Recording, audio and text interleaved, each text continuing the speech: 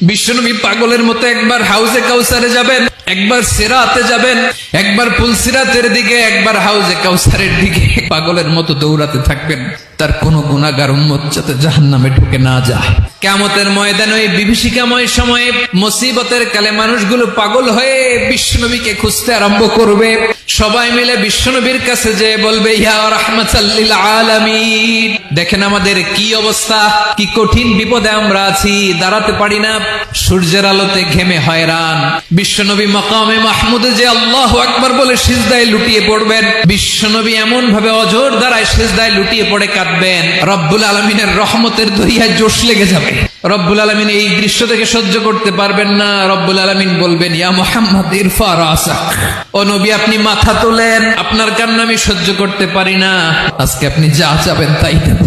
ওয়াশফা তুশাফা, যার জন্য সুপারিশ করবেন তার সুপারিশ কবুল করে নেবেন। নবী মাথা তুলবেন, তুলে বলবেন, রব্বি হাবলি উম্মতি, আল্লাহ তুমি আমার গুনাহগার উম্মতকে বাঁচাও।